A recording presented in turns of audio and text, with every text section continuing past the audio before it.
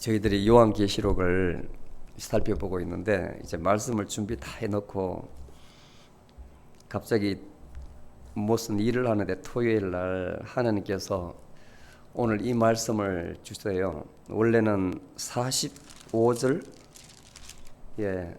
노래가 총 52절까지인데 실제로 43절까지 계속 이어지거든. 너무 길어서 제가 중간에 반으로 끊었는데 갑자기 이 말씀을 주시길래 우리 교회와 또 성도들에게 할 말씀이 계신가 싶어서 바꿨습니다. 시사한 바가 굉장히 큽니다. 오늘날 살고 있는 우리들에게 하나님께서 어떤 메시지를 주는지 아주 모세의 노래를 통해서 명확하게 기록을 해놨습니다. 또 이 말씀이 다음 주에 할 그 요한계시록 15장 3절에 보면 이 말씀이 나와요.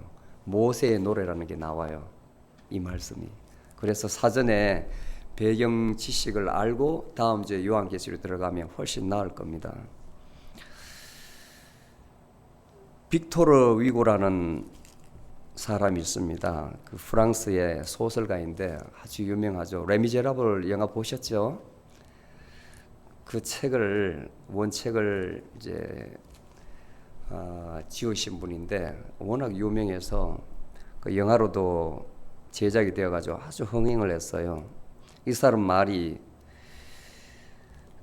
군대의 침공은 우리가 막을 수 있지만 또는 저항할 수 있지만 사상의 침공에는 저항할 수 없다. We can resist the invasion by military force, but we cannot resist the invasion by thought, people's thought. 그만큼 사람에게 있어서 물리력보다 이 사상이라는 게 참 무서워요. 왜냐하면 그 시대를 지배하기 때문에 굉장히 무서워요. 우리가 여러분들이 어떤 시대에 우리가 살고 있는지를 알아야 되는데 대부분 보면 지금 현재 이 시간에 어떠한 필라소피컬한 서치, 철학적 사고가 우리의 생활 전체를 지배하는지 모르고 살아요. 그냥 자기 생업에 또는 얕은 어떤 뉴스, 정치적인 뉴스라든지 일어나는 사건 사고에 관심이 있지 실제적으로 우리 정치 체계와 학계와 또는 우리 생활 체계에 영향을 미치는 그 사상이 어떤 것이라는 걸 모르고 살아요. 무섭죠? 지금부터 220년 전에 어거스트 꽁트라는 사람이 프랑스의 철학자인데 이 사람이 예언을 했어요. 이 세상은 세 세대로 구분할 수 있는데 신의 세대, 그러니까 하나님을 믿는 세대, 신학이 지배하는 시대가 있고 끝나고 나면 사람의 이성의 눈을 떠가지고 이제 철학적인 세계, philosophical age가 온다 그랬어요. 그 끝나고 나면 19세기부터는 이제 과학 시대가 온다고 그랬어요. 예언을 했어요, 이 사람이. 그런데 현재 우리가 그런 시대에 살고 있고 많은 혜택을 보고 있습니다. 그리고 실제로 사상의 흐름이 분석적 철학이라 해서 analytical philosophy라 해서 전 세계를 주름잡고 있어요. 이분이 처음으로 파지티비즘이라고 실정주의라고를 이야기합니다. 한국어로는 뭐냐면 우리가 실험을 거치지 않고 실험을 거쳐서 증명되지 않으면 진리가 아니다는 사상이에요. 모든 것은 진리가 되려면 우리가 직접 경험을 하고 실험을 통해서 데이터를 가지고 그것을 우리가 이성적으로 받아들일 때 그게 진리라고 이야기를 했어요. 과학적인 마인드죠. 그래서 요즘 여러분들 병원에 가더라도 미국은 좀 틀린데 여러분들 한국에 나중에 한번 가보세요. 의사들을 여러분들이 얼굴을 볼 수 있는지 잠깐 보죠. 들어가면 이제 피 뽑고 가슴 사진 찍고 뭐 심하면 MRI 찍으라 그래요. 다 찍고 나면 그게 전부 다 컴퓨터를 통해 가지고 데이터를 통해 가지고 담당 의사한테 내가 볼 의사한테 갑니다. 내 얼굴 보지 않고 내 몸 상태를 묻지도 않고 이미 정해놨어요. 내 피검사 결과. 나의 엑스레이 결과, 나의 MRI 결과로 데이터로 해가지고 여러분들 무슨 약을 먹을까 이미 다 처방돼 있어요. 들어가면 아무 말도 안 해. 얼굴도 안 봐. 어떤 의사들은. 그냥 됐습니다. 이 약 잘 드시고요. 일주일 드시고 다음에 한 번 더 방문해 주세요 하면 끝이에요. 그런 시대예요. 여러분들 말을 믿지 않고 여러분들 표정도 믿지 않고 데이터로 가지고 그걸로 여러분들 재단해버리는 거예요. 그런 시대에 살고 있는 거예요. 근데 미국은 아직 그렇지 않잖아요. 의사들 만날 수 있지만 모든 분야가 이런 식으로 접근하고 있다고요. 모든 분야가. 자, 이게 과연 바람직하냐? 우리가 물질적인 혜택을 누리고 있지만 우리 영혼을 들어볼 때 우리 영혼은 어떻게 데이터로 분석해요? 저 사람이 나보다 신앙이 낮다. 저 사람은 그렇지 않다. 신앙이 없는 사람이다. 그거 어떻게 측정을 할 수 있어요? 여러분들 감정으로, 인간적 감정으로 또는 외적으로 나타나는 것을 보고 행동을 보고 말을 보고 그렇게 할 수 있겠죠.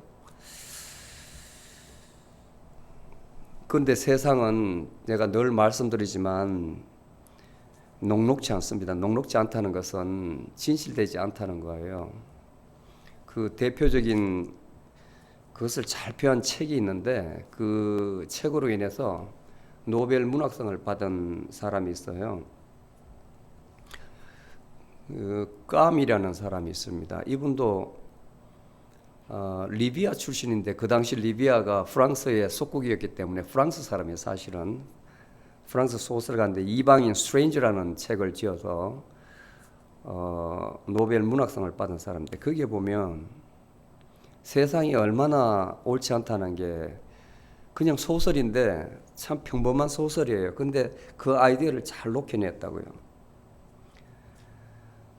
그 주인공이 메르소라는 사람이 엄마가 죽었다는 연락을 받고 집에 가요. 고향으로. 장례식 때. 근데 세상은 그 사람이 엄마가 죽었기 때문에 울기를 원하는데 이 사람은 울지 않았어. 그 다음에 여자친구 만나가지고 사랑을 나누고 그 우연한 일로 인해 가지고 친구를 돕는다는 그 일로 인해서 총으로 했던 그 아랍인을 죽이게 됐는데 살인죄로 체포가 됐어요. 근데 법원에서 재판이 벌어지고 있는데 그 내용이 아주 기가 막혀요. 세상 사람들은 이 사람이 사람을 어떻게 죽였냐에 관심이 있는 게 아니고 이 사람이 이상하다는 거예요. 자기 엄마의 장례식 때 전혀 눈물 한 방울 안 흘렸다고. 그러니까 모든 것을 현재 그때의 세상 잣대로 이 사람을 다 재단을 하는 거예요. 이상한 사람이라고. 그리고 감옥소에 갇혀가지고 이제 캐톨릭 신부가 찾아와서 마지막으로 할 말이 없느냐 죽기 전에 사형 선고를 받는데 이 사람은 사형 선고 받아도 너무 행복한 거예요. 그래서 신부가 기도를 해주려는데 필요 없다고. 나는 창밖에 밤 되면 별, 낮에는 저 햇빛 보면 아주 족하다고. 저게 나에게 전부라고. 그러니까 세상의 잣대로는 당연히 신부가 오면 고해성사를 하고 기도도 받고 그래야 되는데 그 보안조차도 이 사람을 이상하게 취급하는 거예요. 그야말로 책 제목대로 stranger. 이상한 사람. 근데 사실은 이 사람은 자연 그대로 가는 거예요. 엄마는 나이 들어서 당연히 죽게 돼 있어 병들었기 때문에 죽는 것이고 나도 언젠가 죽는 것이고 이 사람 생각은 그래요. 근데 사회적 잣대는 그런 거 아니에요. 네가 그럴지라도 사람들 오면 엉엉 울고 해야 된다는 거예요.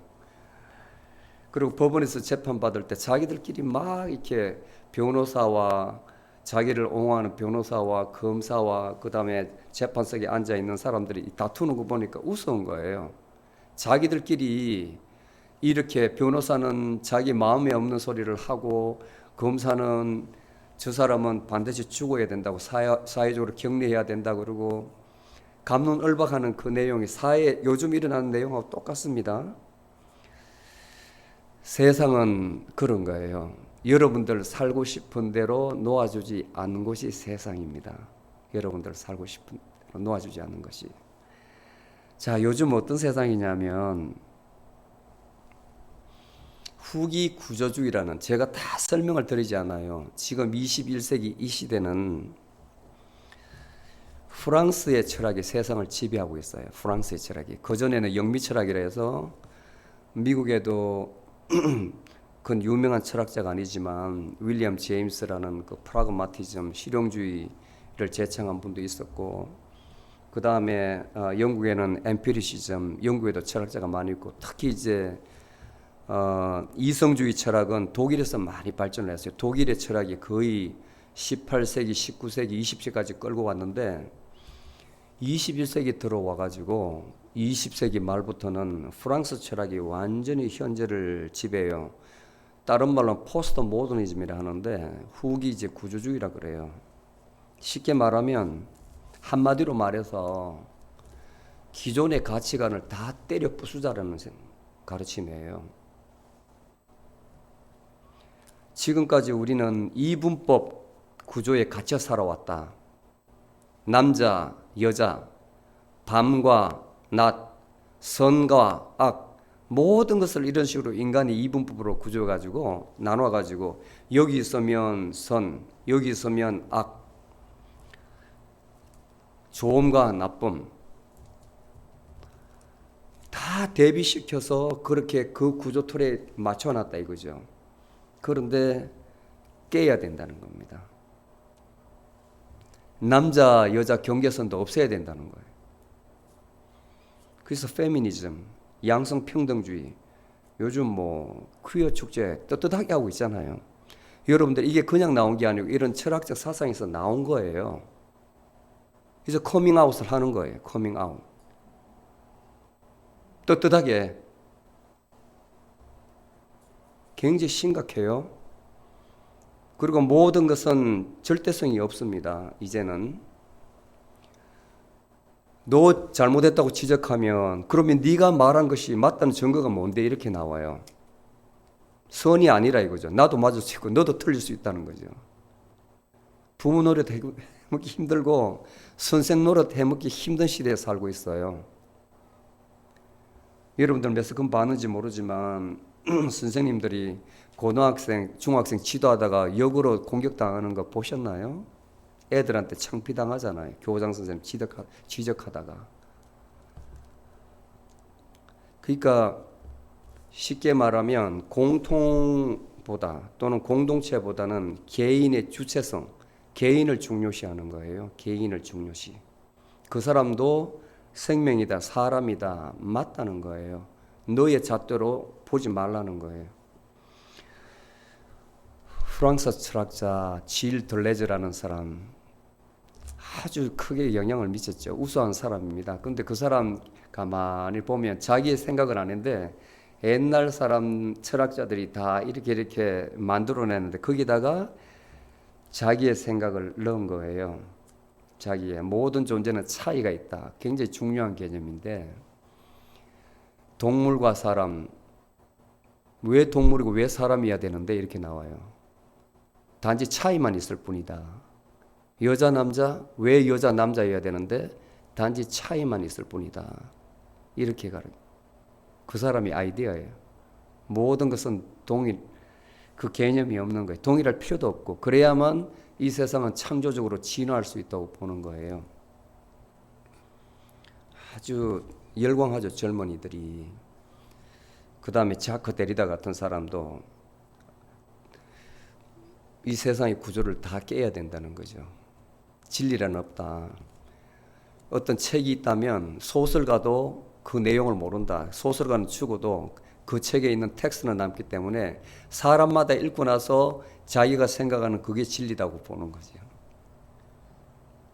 자, 이러한 생각이 교회에 얼마나 영향을 미치겠어요. 교회에. 그 다음에 이제 특히 미국 같은 경우는 조금 전에 말씀드린 그 윌리엄 제임스라는 사람이 있는데 이분이 19세기 사람이에요. 1842년도에 태어나가지고 1920년도에 죽었는데 이 사람이 미국에서 유일하게 성공시킨 철학의 실용주의입니다. 이 사람은 뭐냐면 우리에게 유리한 것, usefulness, 유용한 것, 내가 우리의 삶에 편리한 것, utility, 그게 진리라는 거예요.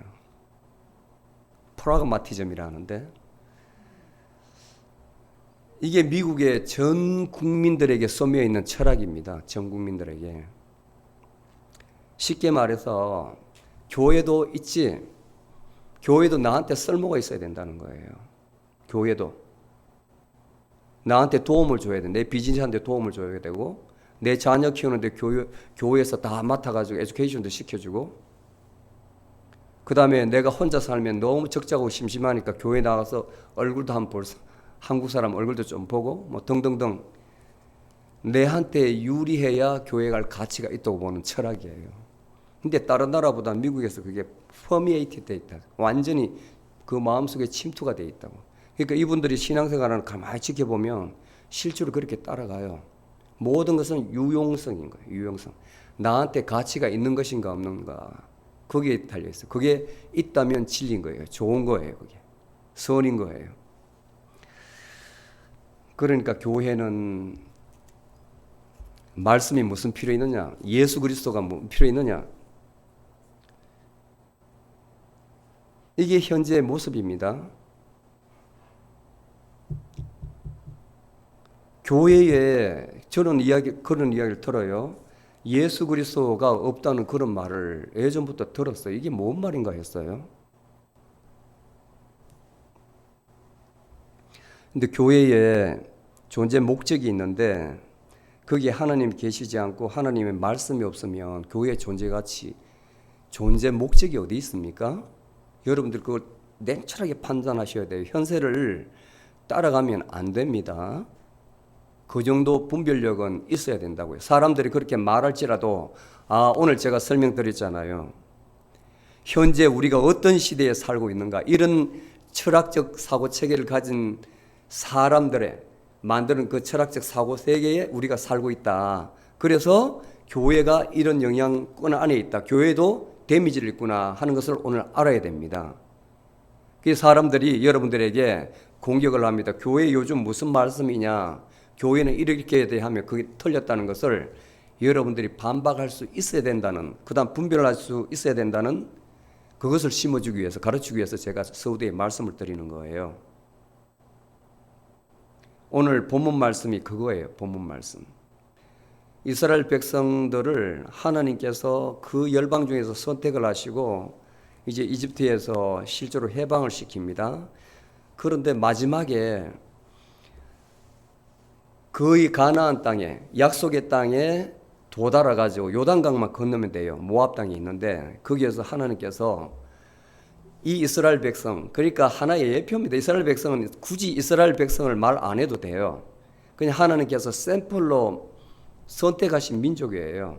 우리가 왜 통계조사할 때에 이번에 대통령 누가 될 것인가, 그러면 미국의 3억 인구를 다 조사하는 거 아니잖아요. 샘플링을 하잖아요. 샘플링. 몇만 명, 몇십만 명 샘플링해서 그걸 조작해가지고 이번에 누가 된다, 몇 퍼센트, 지지도가 몇 퍼센트 하잖아요.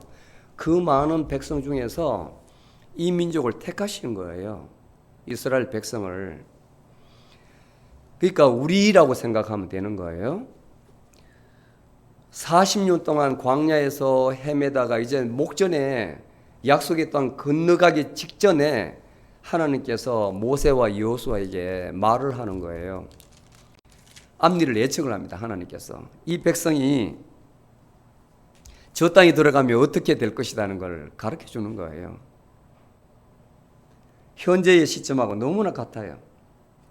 제가 예를 들어 읽어드릴게요. 그 앞장인데, 여호와께서 모세에게 이르시되 너는 너희 조상과 함께 자려니와 죽는다 이거죠. 거기에 들어가지 못하고 이 백성은 그 약속의 땅에 들어가 그 땅에서 일어나서 이방신들을 엄란히 쫓아 나를 버리며 내가 그들과 세운 언약을 어길 것이라.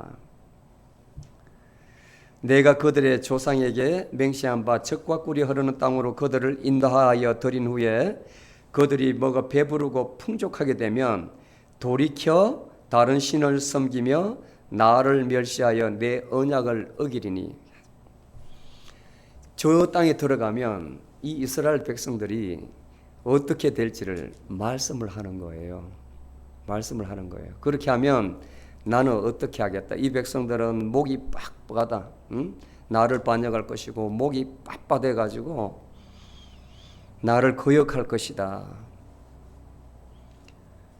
하나님은 아시는 거예요. 그래서 모세로 하여금 오늘 제가 읽은 본문을 읽은 이 말씀이 모세의 노래라고 되어 있는데 이스라엘 백성들 전체를 모아놓고 총회를 다 모아놓고 하늘이여 귀를 기울이라 내가 말하리라 땅이여 내 입의 말을 들을지어다. 하나님 말씀하신 지금부터 하나님 말씀하신 것을 너희 이스라엘 백성들이 다 들으라는 거예요. 하나님께서 너희 어떤 분이시고 너희들 지금까지 어떻게 돌봐와 주셨는데 너희들이 지금 현재 어떤 상태, 앞으로 또 어떻게 할 것이다. 그렇게 하면 하나님께서 너희들을 어떻게 할 것이다 하는 것을 미리 말씀해 주는 거예요. 모세의 노래로서. 오늘날 우리에게 시사하는 바가 너무 크기 때문에 하나님 말씀은 변개치 않습니다. 이사야가 말씀하셨잖아요. 들의 풀은 마르고 꽃은 시들지라도 하나님 말씀은 영영하리라, 영원하리라. 비록 구약이지만 변함이 없으세요. 변함이 없으세요. 세월은 변했지만 변함이 없으세요. 오늘 말씀을 잘 여러분들 이해하시고 살아가는데, 그리고 여러분들 형제 자매와 또 아는 사람들에게 복음을 전가할 때 참고하시면 되겠습니다. 아멘. 1절에서 4절까지는 하나님의 위대성을 말씀하는 거예요. 하늘이여 귀를 기울이라 내가 말하리라 땅이여 내 입의 말을 들을지어다. 그러니까 온 땅의 백성들이여 하나님 말씀을 들으라는 겁니다. 나의 이 말은 비처럼 내리고 내 말은 이슬처럼 맺히나니 연한 풀 위에 가는 비요 채소 위에 담비로다. 오늘 내가 이렇게 가르치는 것은 생명의 말씀이라는 겁니다. 생명의 말씀. 버릴 것이 없다. 비가 얼마나 소중합니까? 이 더운데, 그죠? 채소가 자라고 풀이 자라는데 비는 그야말로 생명입니다. 4절에 보면 반석이시여 하나님을 반석이라고. 왜냐하면 하나님은 변개치 않으시고 요동치 않으신 분을 그렇게 비유적으로 돌처럼 이렇게 표현한 거예요. 반석이시여 당신의 하신 일은 완전하시고 공평하시고 신실하시고 불의가 없으시고 공의로우시고 정직하신 분이시다. 하나님의 속성을 그대로 이렇게 선포를 하는 거예요. 그러니까 하나님은 살아 계시는 하나님이시고 한번 약속을 하셨으면 끝까지 지키시는 신실하신 분이시라는 것을 선포를 하는 거예요. 그 말씀은 지금도 유효합니다. 여러분들 하나님께서 지금도 살아 계심을 믿으십시오. 믿습니까? 네, 지금도 살아 계시는 하나님이십니다. 그리고 이제 이스라엘 백성들의 영적 부패, 우리의 영적 부패를 지적하는 거예요. 그들이 스스로 부패하여 그릇되었으니 하나님의 자녀가 아니요 패역하고 사국한 세대가 되었다. 하나님의 자녀가 되었다는 것은 선택을 받았다는 거예요. 요한복음 1장 12절에 보면 예수 그리스도 그 이름을 영접하는 자는 하나님의 아들이 되는 권세를 주었나니. 자, 우리는 예수 그리스도를 믿기 때문에 하나님께서 하나님의 아들 되는 권세를 주었대요. 아니, 양자 삶았다는 게 아니고 권세를 주었대요. 아무나 하나님 되는 게 아닙니다. 자녀 되는 게 아닙니다. 여러분들이 결혼을 해가지고 남편과 사이에 아기를 낳았잖아요. 자녀죠.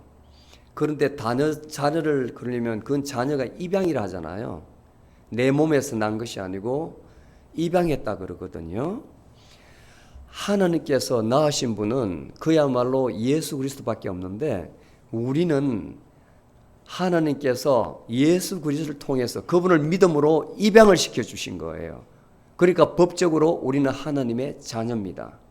하나님을 아버지라고 부를 수 있는 자격이 있는 겁니다. 아멘. 하나님의 자녀가 아니요 패역하고 사고한 세대가 되었도다. 어리석고 무지한 백성아, 너희가 여호와께 이같이 보답하였느냐.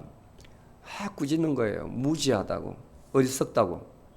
지난 시간에 우리가 이 세상을 살아갈 때 가장 위험한 게 모든 것 중에 무지라고 이야기했던 기억하세요? 무지. 알지 못함. 하나님을 알지 못함. 예수 그리스도를 알지 못함. 내 몸 안에 하나님이 계시다는 것을 알지 못함. 이 무지한 백성들, 무지한 나. 이걸 모르면 그냥 내 방식대로 마음대로 살아가는 거예요. 내 방식대로. 자, 사람 마음에는 이 두 가지가 요렇게 있어요. 하나는 자유의지라는 게 있고, 하나는 하나님께서 딱 정해 놓은 시나리오가 딱 있다고요. 시나리오. 근데 무지하지 않고 현명한 사람은 나의 의지를 가지고 살아가요. 왜냐하면 내 안에는 욕망이 있기 때문에 욕망이란 전차가 막 끌고 가요. 이렇게. 그런데 선택을 하고 난 다음에 반드시 결과가 있잖아요. 어떤 일을 하면 결과가 있잖아요. 그거에 대해서는 누구에게 맡기느냐? 하나님의 쓴 시나리오를 맡겨야 된다고. 그걸 알고 가면 이 길이 성공한다. 내가 이 사업하는 것이 이번에 성공할 것이다. 실패할 것이다. 그거 알고 가면 굉장히 싱겁잖아요. 야, 이번에 일하는데 폭사가 많을 거야. 내가 알고 하면 아무도 안 하죠. 그렇잖아요. 모르니까 하는 거잖아요. 그게 자유의지를 주신 겁니다. 하나님께서. 근데 그 자유의지를 선택해서 그 사업을 계속해 나갈 때에 결과가 있단 말이에요. 결과가. 성공하거나 실패하거나. 결과에 대해서는 현명한 사람들은 하나님의 섭리를 믿는 사람 같으면 인정을 해요. 인정을. 하나님께서 원하지 않으셨는데 내가 이렇게 가서 그렇구나. 그 인정을 하면 굉장히 마음이 편해요. 하나님의 섭리를 믿는다면. 하나님 믿는 거죠. 자유의지와 하나님. 그런데 왜 막 주변 사람 시비 걸고 안 하려고 그러는데 왜 하라 그래가지고 본인이 그렇게 해놓고 결과에 대해서 그렇게 딴지를 걸면 어리석은 사람, 하나님 안 믿는 사람. 어리석고 무지한 백성아, 하나님이 너희 아버지가 아니시냐? 너를 만드시고 너를 세우지 않으시느냐? 우리를 지으시고 우리를 이 땅에 나게 하셨다는 거죠. 왜 그걸 모르느냐? 그러면 아버지가 계시면 우리를 돌볼 거 아니에요.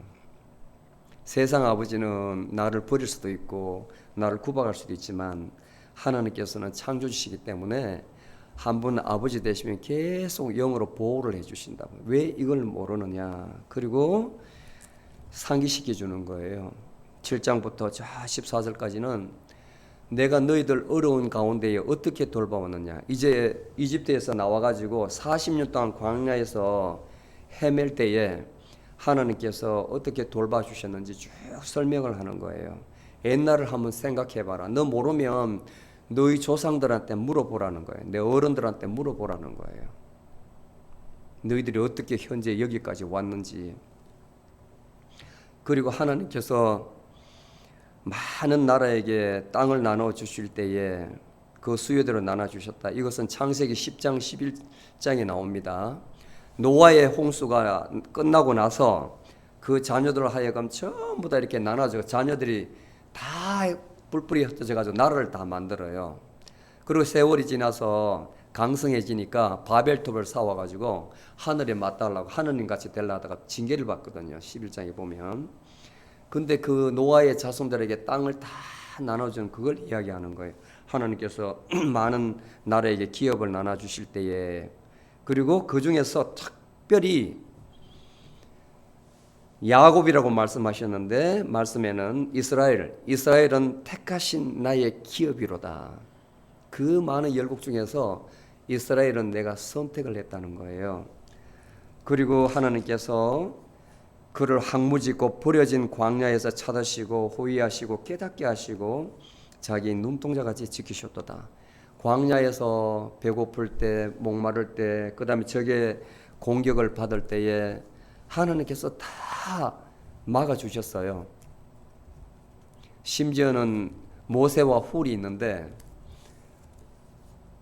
어떤 민족이 공격을 해와요. 그래서 모세가 손을 들면 이기고 내리면 지고 하는 거예요. 근데 사람인지라 올렸으니까 너무 팔이 하면 내려버려. 좀 쉬려고 하면 져요. 그러니까 양쪽에 훌이 손을 딱 잡고 이제 모세의 손을 잡고 받쳐주는 거예요.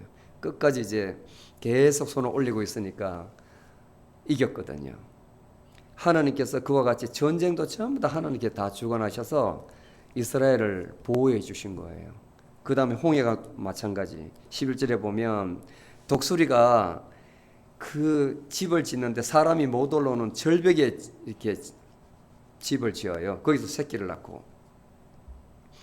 그리고 어느 정도 크면은 독수리를 확 밀어가 새끼를 밀어가지고 떨어진 놈은 죽고, 그리고 이제 나는 놈은 살리거든요. 근데 이 성경에 보면 독수리가 보금자리를 옮길 때에 새끼를 자기 날개에 큰 날개에 얹어가지고 이동한다고 이렇게 표현을 해요. 보호한다는 이 말입니다. 하나님께서 홀로 이스라엘 백성들을 인도하셨고 다른 신들은 아무도 안 도왔는 거예요.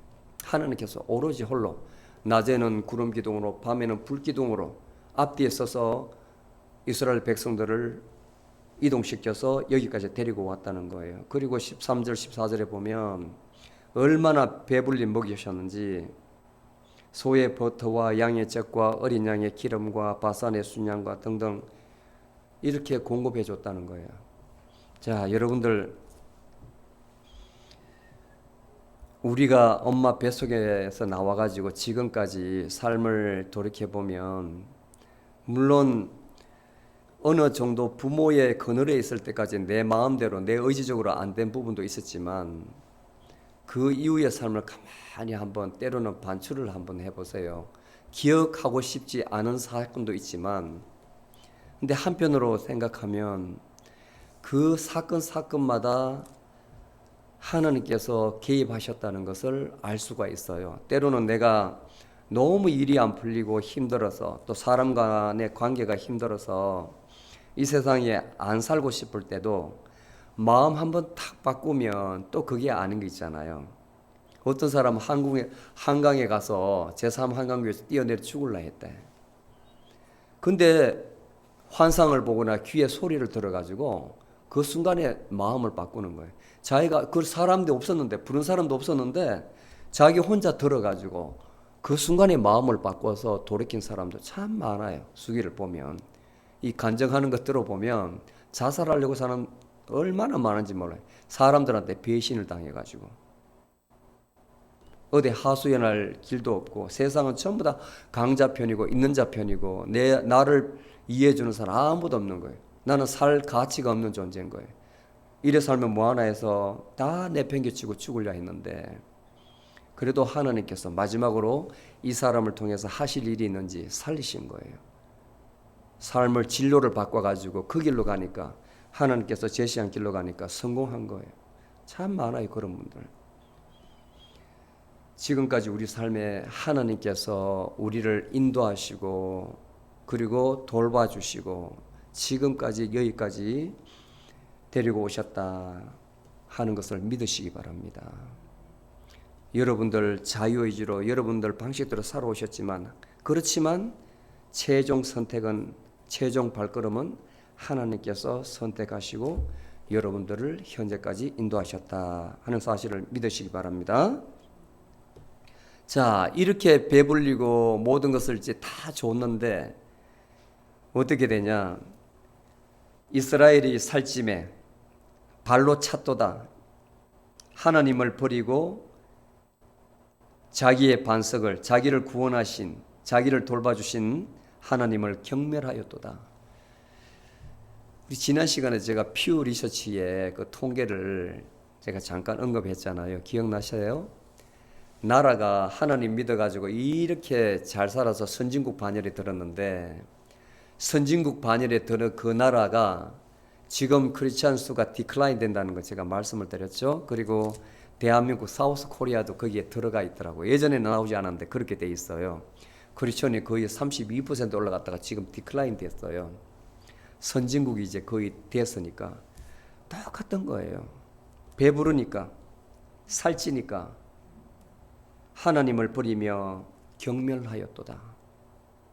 배부르니까 스웨덴 같은 나라, 네덜란드 같은 나라, 미국 같은 나라, 대표적으로 북유럽에 잘 사는 나라, 지금 여러분들 방문해 보셨는지 모르지만 기독교 교회에 거의 다 죽었잖아요. 영국 같은 나라.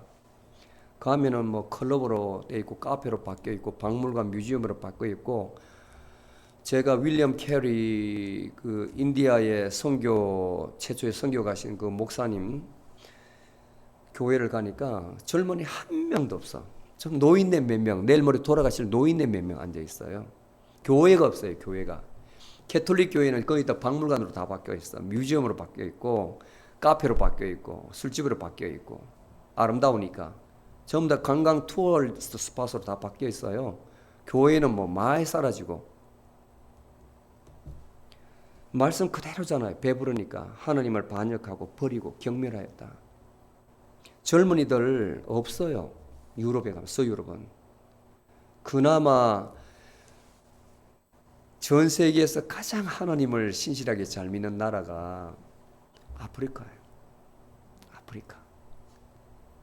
92%가 크리스천인데 아주 신실하대요. 특히 뭐 에티오피아 같은 나라는 말도 못해요. 전 세계에서 가장 못 산다는 그 대륙에서 하나님을 가장 잘 믿어요.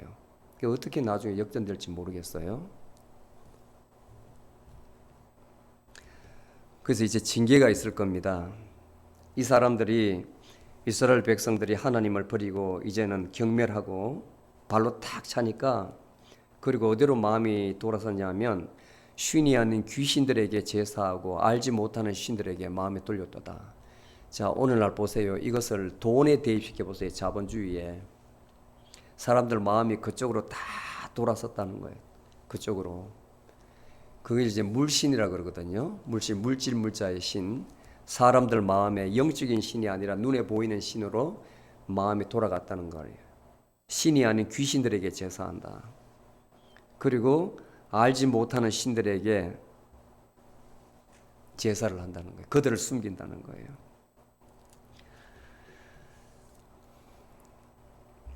19절부터 이제 마지막까지 하나님의 보응이 예상됩니다.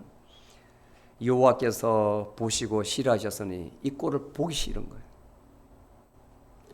나의 chosen people, 나의 택한 백성이 이렇게 해서 구원을 해줘 놨는데 지금 와가지고 마음이 다 돌아서가지고 나를 멸시하고 다른 데로 마음이 뺏겨 있어요. 자, 우리 집안도 예수 잘 믿어가지고 이렇게 축복을 해주셨는데 이제 그 밑에 4대 5대 내려가니까 자기들 공로로 우리가 이렇게 잘 됐다 해가지고 차츰차츰 믿음이 사라지는 거예요. 부모가 정조 할아버지 죽고 그 다음에 할아버지 돌아가시고 아버지 세대 돌아가시고 자기 세대 버티고 있는데 자기 아들 세대 그 다음 손자 세대 점점 세상을 따라가는 거예요. 사람은 죽을지라도 하나님은 살아계시거든. 여호와께서 보시고 싫어하시니 그의 아들과 딸들이 그를 경노케 하신 거로 하나님을 진노케 하셨다는 겁니다. 내가 내 얼굴을 그들에게 숨기고 하나님께 말씀하세요. 이제는 얼굴을 비춘다는 것은 은혜를 비춘다는 것인데 그들에게 숨기고 그들의 종말이 어떠함을 보이리니 그들의 끝이 굉장히 비참하리라는 거예요. 이 패역한 세대야, 이 불신실한 자녀들, 너희 끝이 어떨 것인가 한번 보라는 거예요.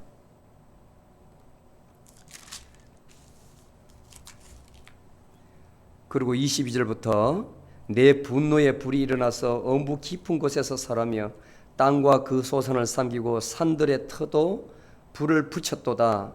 내가 재앙을 그들 위에 써하며 나의 화살을 그들에게 보내리로다. 그들이 주림으로 기진하며 더위와 독한 파멸에 삼키울 것이라. 들짐승의 이빨과 땅속의 무서운 독을 그들에게 보내리라. 밖으로는 칼이 안으로는 공포가 젊은 남자와 여자를 다 멸하고 노인과 젖먹이도 다 죽으리라. 자, 하나님을 배반하면 하나님께서 반드시 인과 법칙에 의해서 이제 보응을 하시는데, 왜냐 하나님께서는 복수와 보응은 나의 것이니 그랬어요. 35절에 보면 복수하는 것과 너희들 행동에 따라서 보응하는 것은 나의 것이니 반드시 한다는 거예요. 너희들이 나를 버렸으니까 나도 너희들을 그 결과에 대해서 책임을 지게 하겠다. 그것이 바로 이거예요. 바로 이거예요. 자, 오늘날 전쟁 양상을 보면 과거의 전쟁하고 틀려요. 과거는 말 타고 창과 화살로 이렇게 화살을 피해가며 사는 거고, 맞으면 뭐 아픈 사람은 빼면 되고 심장이 맞으면 죽는 거 그랬거든요. 이제는 무기 체계가 엄청나요. 이 불이라는 표현하는 게 원자 폭탄이나 수소 폭탄 어마어마한 걸 대입시켜 보면 한 방에 뭐 몇십만 명이 도시 하나가 사라질 정도의 위력을 가지고 있습니다. 사람이 까딱 실수하는 것은 하나님께서 실수하게 만들면 소련의 예전에 체르노빌 사태와 같이 그런 게 오는 거예요. 그러면 그 일대가 다 황폐화 돼 버려요. 황폐화 돼 버린다고. 사람은 이게 다 녹아버리고 공개 안 하지 않습니까? 거기 일했던 사람이 원폭에 노출돼 가지고 어떻게 다 녹아서 이그러졌는지 공개를 안 한다고. 얼마나 무서운 무기인지 알아요? 예전에 그 미국에서 히로시마와 나가사키에 두 발 터뜨렸을 때에 지금도 그대로 있는데 건물의 철골 구조가 콘크리트 구조가 다 녹아버리고 사람도 아예 살이 다 없어져 버리잖아요. 아주 이 다리에 살짝 멀리서 노출되어 있는데 뼈만 이렇게 있고 완전히 다 말라붙어요. 얼마나 그 열이 센지. 아무리 사람은 완벽하게 한다 하더라도 100% 완벽함은 없습니다. 실수하면 인류에 큰 재앙이 오는 거예요. 보세요. 한 사람이 본인은 편하죠. 차 몰고 가다가 담배 피우다가 꽁초를 툭 버려버리면 겨울에 그 마른 낙엽에 떨어졌다가 마침 바람이 불면 여러분들 알죠? 불 소식에 바람 피우면 어떻게 되는지, 바람을 이렇게 붙이면 어떻게 되는지. 그러면 큰 산불이 나면 얼마나 많은 데미지를 줘요. 많은 사람이 이베큐에이션 해야 되는 거예요. 지금 캘리포니아 보십시오. 해마다 얼마나 많은 산림과 또 사람이 피해를 입습니까? 자연재해도 있지만 사람의 재앙도 있단 말이에요. 사람의 재앙도. 하나님께서 악마를 동원해서 그 사람 보고 너 담배불 던져 해가 담배불 던지면 그 순간에 불 나는 거예요. 사람의 모든 행위가 하나님께서 악마적인 마음을 주면 그렇게 하는 겁니다. 그리고 줄임, 먹을 게 없으면 줄여야죠. 지금 풍요로운 시대에 살고 있지만 예를 들어서 저는 아찔해요. 몇 년, 지금은 괜찮는데 우크라이나 전쟁이 끝나고 나면 이게 어떻게 밀생산과 이게 수입이 이제 줄어들어 가지고 가격이 엄청 폭등할지 전쟁이 끝나고 나서 애후가 아주 걱정이 돼요. 애후가. 현재는 괜찮아요. 끝나고 나서 얼마나 데미지가 오겠어요. 그 나라 국민은 말할 것도 없고 밝혀지지 않은 게 많아요. 전쟁하고 나면 언론도 믿으면 안 됩니다. 언론이 말하는 것은 참고하지 믿으면 안 된다고요. 전쟁 말도 못해요. 그 나라가 그 백성들이 겪는 고통은 말도 못한다고. 근데 안 밝히지 않습니까? 미국이 개입되어 있으니까. 사실은 엄청 고통스럽다. 끝나고 나면 제일 무서운 게 뭔지 압니까? 패전국은 전쟁 배상금을 내야 돼요. 우크라이나가 러시아한테 돈을 다 물어줘야 된다고요. 사람들 죽은 거며 그동안 피해 입은 장비며 또 백성들 국민의 땅이며 청구하면 엄청날 거예요. 그거 못하면 땅으로 달라 그러면 땅 다 뺏기는 거죠. 땅으로 달라면 보상 못하면. 전쟁은 끔찍한 거 여러분들 상상을 초월할 정도로 끔찍합니다. 그게 마태복음 24장에 보면 말세에 전쟁이 일어나는 것을 예측을 했잖아요.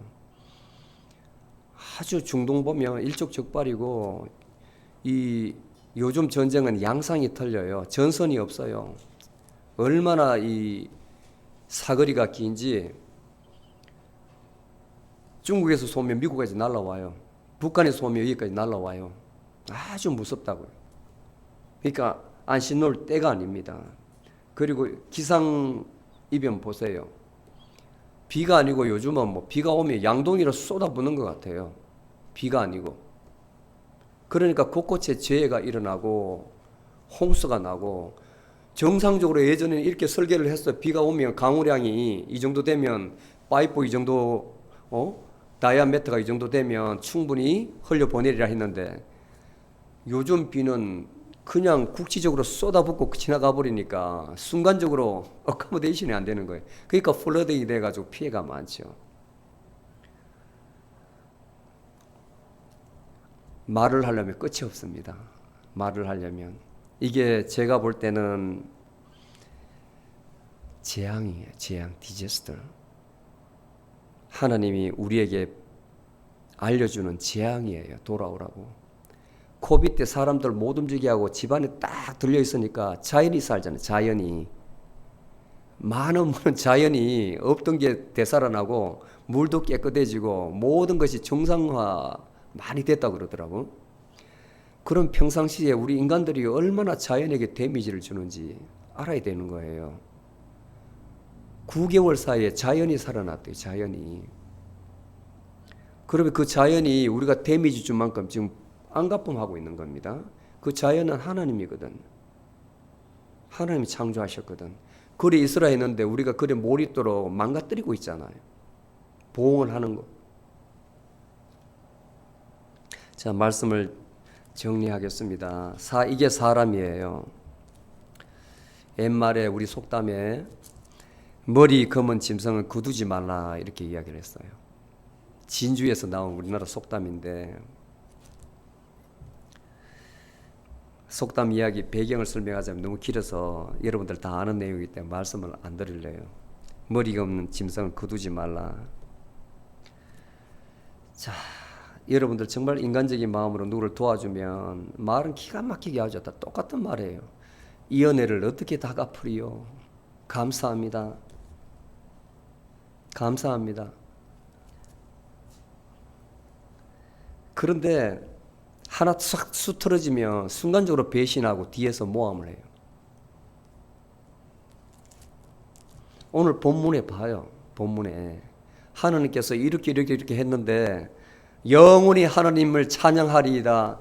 모세가 하나님 말씀 십계명 받아가지고 하나하나 읽으니까 다들 합창했잖아요. 영원토록 우리가 하나님을 앙망하며 하나님 말씀을 준행하겠나이다. 배부르니까 순간적으로 배반하잖아요. 인간 똑같아요. 그게 우리라고요. 도와줄 때는 이 은혜를 어찌 다 갚을까요? 너무 감사해요. 그 말 조심하세요. 넘어가면 안 됩니다. 우리 나이에. 그 뒤에는 언제 배신할지 모르고 언제 나를 모함해서 쓰러뜨릴지 몰라요. 인간은 은혜를 알아야 됩니다. 은혜를. 자, 하나님의 은혜. 지금까지 여러분들 이 자리에 계신 것은 하나님의 은혜입니다. 하나님께서 여러분들 어려울 때나 잘 될 때나 슬플 때나 즐거울 때나 항상 함께 하셨습니다.